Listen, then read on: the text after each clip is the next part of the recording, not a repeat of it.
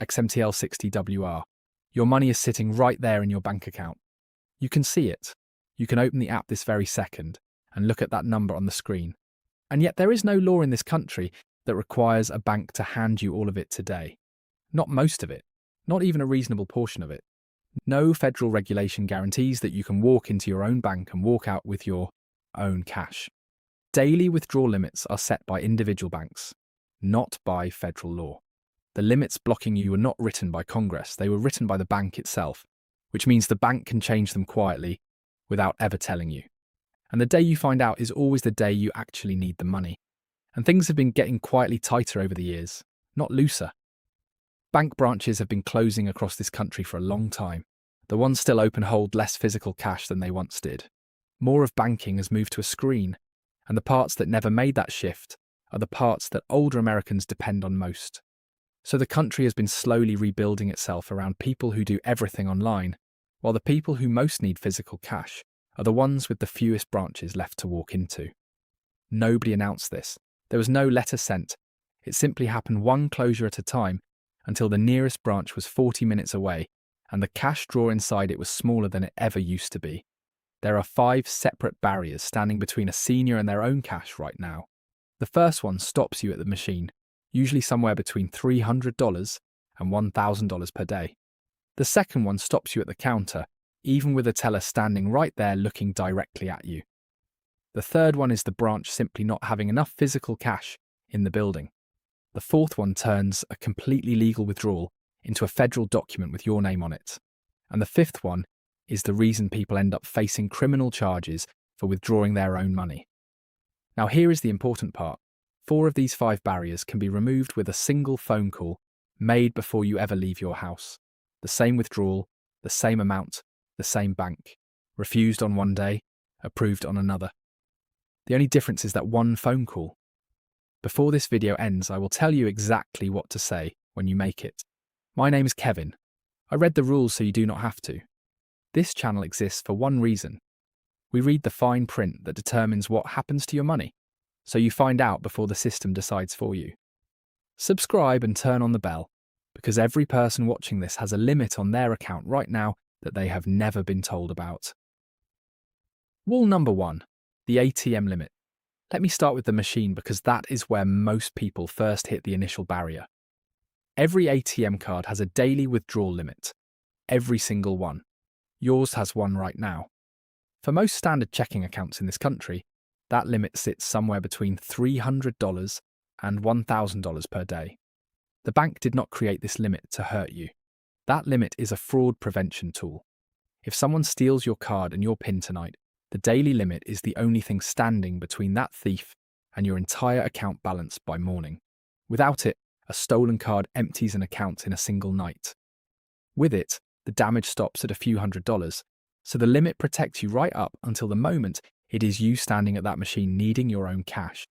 And there is a reason this hits older Americans harder than anyone else. For many people watching this, cash is not simply a preference. It is how a household has operated for 50 years. The church envelope, the grandchildren's birthday money, the man who mows the lawn, the repair job that comes cheaper when paid in cash. None of that is unusual, and none of it is anyone else's business. Younger people rarely encounter these barriers because they almost never request physical cash. Everything moves through a card or an app, so these walls have been rising quietly for years, and the only people who ever truly hit them are the people who still use cash the way it was always used. Here is the first thing almost nobody knows. Your limit is not the same as your neighbour's. Banks set these amounts by account type, and often by how long you have banked there and what your balance looks like. Newer accounts frequently start lower, sometimes just a few $100s, and get raised quietly over time, which means there is a specific number attached to your name, set by your bank, that you have almost certainly never been told. It is not on your statement. It is not on your card. Nobody mentioned it when you opened the account, and you will discover it on the exact day it becomes a problem. Now let me tell you about Everett. Everett is 74 years old and lives in Chillicothe, Missouri. He spent 31 years working the parts counter at a farm equipment dealership. His grandson found a used truck, a good one. Private sale, a man 2 counties over, asking $4,500 cash. Everett had the money sitting right there in his checking account and fully intended to help that boy. He drove to the ATM the evening before, put in his card, and asked for the cash. The machine gave him $500 and refused to give him another dollar. He tried again. Same result. He drove to a second machine at a different branch. Same bank, same result. He stood in a parking lot at 8 at night, 74 years old, with $4,500 in his account and only $500 in his hand. That is wall number 1. The fix is embarrassingly simple. Most banks will raise your ATM limit temporarily on request. You call, you explain what the money is for, and they lift it for a day or a few days. That is the whole solution. A phone call the day before turns a machine that says no into a machine that says yes. Everett did not know he could ask. Almost nobody knows they can ask. The bank never volunteers this because the bank is not thinking about your grandson's truck. Wall number 2. The teller limit and empty drawer. This is where people get genuinely confused because it feels like this wall should not exist at all. You walk inside to an actual human being with your identification ready. Here is the good news. Teller limits are much higher than machine limits almost always because when you walk into a branch, the bank has verified you with a face, an identification, and a signature. Branch withdrawals commonly run into the thousands, and many banks have no fixed maximum at the counter at all. So walking inside genuinely solves a lot. If you take one practical thing from this video, take this. The counter beats the machine every single time. But the counter has its own wall, and it is not about permission. It is that the branch may not physically have your money. A small suburban branch today keeps a working supply of cash on hand, enough for a normal day of normal transactions. It is not a vault stuffed with hundreds. It is a drawer planned around a forecast, restocked on a schedule. So when someone walks in unannounced and asks for a large amount in cash, the answer very often is not that you're not allowed. The answer is we do not have that here today. Margaret learned this the hard way. Margaret is 78 years old from Ottumwa, Iowa. Her furnace died in February. The repairman, an honest man she had used for 20 years, quoted her $6,200 and offered a discount for cash. She went to her branch on a Tuesday morning, patient and prepared with her identification. They could not give it to her that day. They offered to have it ordered and ready later in the week. And Margaret, who had never once been turned away by a bank in her life, drove home convinced something was wrong with her account. She spent 2 nights genuinely frightened over what was, in the end, simply a cash delivery schedule. The solution is the second part of the phone call. Call ahead. Tell them the amount and the day. Ordering cash is a normal, routine thing that banks do constantly. It usually takes just a day or 2. The people who get told no are almost always the ones who walked in without warning. The people who called first almost never hear no at all. And there is one more option that solves this entirely. A cashier's check. For a private sale, a contractor, a vehicle purchase. A cashier's check does everything cash does and is genuinely safer for both sides. The seller knows the funds are real because the bank has already guaranteed them, and you are not driving around with thousands of dollars in an envelope. There is no daily limit blocking a cashier's check the way there is with cash. If the only reason you want cash is that the other party asked for it, ask whether a cashier's check works. Very often it does, and 4 of the 5 walls simply disappear. Wall number 4. The federal form. This is the one that frightens people the most, yet it should concern them the least. When you withdraw more than $10,000 in cash, your bank files a report with the federal government called a currency transaction report. Now let me tell you what that report actually is, because the panic around it is far worse than the thing itself. It is routine. Banks file enormous numbers of them. Every year, it is a form with your name, your account, the amount, and the date. It is not an accusation. It is not an investigation. Nobody is dispatched to your door. You are not flagged as a suspect. These reports exist because of a law passed decades ago aimed at large-scale money laundering and organised crime. They were never designed with a retired man buying a truck in mind, and the threshold has never been adjusted for inflation, which is the quiet unfairness in the whole thing. $10,000 was an enormous amount when that number was written into law. Today it is a used car. It is a new roof. It is a medical bill. Here is what people find genuinely hard to believe. There is nothing illegal about triggering one. Withdrawing your own money is legal. Withdrawing a large amount of your own money is legal. The report is simply what the bank is required to file when a transaction crosses that line. You may be asked what the money is for, and an honest answer is perfectly fine. A vehicle, a contractor, a family gift. That is not an interrogation. That is a teller filling in a required field. Wall number 5. Structuring. This one is completely different from all the others because this one carries a potential prison sentence. There is a federal crime called structuring. Structuring means deliberately breaking a large cash transaction into smaller pieces to stay under the reporting threshold. And here is the sentence that everyone needs to hear, because it is the part that catches innocent people.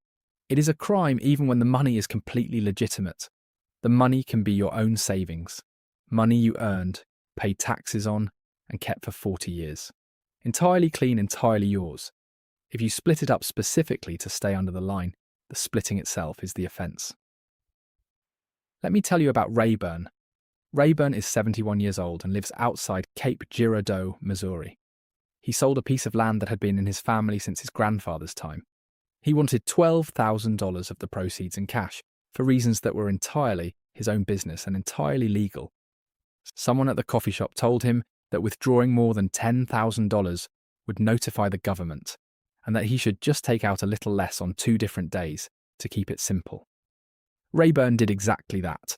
$6,500 on a Monday, $5,500 on a Thursday. He was not hiding anything. He had nothing to hide. He was following advice from a neighbour who also had nothing to hide. And what he had actually done in the eyes of federal law was commit the offence itself. The cruelest part is the motivation. Almost none of the people caught by this law were trying to hide a crime. They were trying to avoid a form that would have cost them absolutely nothing. So let me put the rule as simply as possible. If you need $12,000, ask for $12,000. Let the bank file its paperwork. It costs you nothing, takes no extra time, and it is the complete end of the matter. The form is harmless. Avoiding the form is the thing that is not. The one phone call that fixes almost everything. Here is exactly what I promised you at the start. 4 of these 5 walls come down with a single phone call made before you leave the house. You call your bank's main number. You tell them 3 things, and only 3 things. The amount you need, the day you need it, and whether you want it at the counter or from the machine. That single call does 4 separate things at once. It raises your machine limit if you need it raised. It ensures the branch orders enough cash to have it physically available. It places a note on your account so the withdrawal appears expected rather than surprising. And it tells you in advance exactly what identification to bring. 4 walls, 1 call, 2 minutes of your time. The 5th wall, structuring, requires no phone call at all. It requires one simple decision. Ask for the full amount at once and let the bank handle its required paperwork. Why this matters more for seniors. Cash requests from older customers receive more scrutiny than those from younger ones. And there is a reason for that which is not meant as an insult. Older Americans are the primary targets of financial scams in this country. The grandparent phone call, the fake government agent, the romance scheme, the contractor demanding cash today. An enormous number of those scams end at exactly one place: a senior standing at a counter asking for a large amount of cash in a hurry. Which means when you walk in and ask urgently for cash, you are unknowingly matching the exact profile of someone currently being defrauded. That is why the questions come. That is why there is sometimes hesitation. It is not disrespect. It is a teller who has quite possibly personally watched someone lose everything at that very counter. So when a question comes at the counter, understand what is behind it. Someone is trying in the only way they are permitted to make sure you are not the next one. You can feel frustrated by the delay and still recognize that truth. Knowing this changes the entire encounter. If you understand why they are asking, you can answer in a way that ends it in 10 seconds rather than 10 minutes. Say what the money is for. Say it plainly. My grandson is buying a truck from a private seller. I am paying a contractor for a furnace repair. A clear, calm, specific answer is the fastest thing in the world to resolve. Evasiveness is what slows everything down. Your checklist 5 things, and none of them take a week. 1. Find out your own daily ATM limit. Call and ask today while nothing is wrong. It takes 90 seconds, and almost nobody in this country knows their own number. 2. Anytime you need more than a few $100s in cash, call the day before. Give them the amount, the date, and whether you want it at the counter or the machine. That one call removes 4 of the 5 walls in this video. 3. For any significant amount, go inside to a teller rather than the machine. Bring your identification. The counter has always been and will always be the better option. 4. If you need more than $10,000, ask for the full amount in one transaction and let the bank file its report. That form means nothing. Avoiding it is the only part that can genuinely hurt you. 5. Never split a withdrawal into smaller pieces to stay under a number. Not on a neighbour's advice. Not to be careful. Not to be private. That is the one item on this list with a federal criminal statute attached to it. Everett stood in a parking lot at night with $500 and a grandson waiting. Margaret sat in a cold house for 2 nights believing she had been refused. Rayburn walked into a federal offence while trying his best to stay out of trouble. Not one of them was turned away by a person. Not one of them broke a rule they knew existed. Every single one of them ran into a system that assumed they already knew how it worked. Your money is yours. That does not change. But the door it comes out of has a schedule, a limit and a form attached to it, and none of that is written anywhere you would ever look. The people who get stopped are almost never the ones who did anything wrong. They are the people who showed up without warning at a system that only ever says yes to the people who called first. So call first. Call today while nothing is wrong. And tell someone in your family what you learned here, because the person this happens to is very often not the person who watched the video. I am Kevin. Thanks for watching.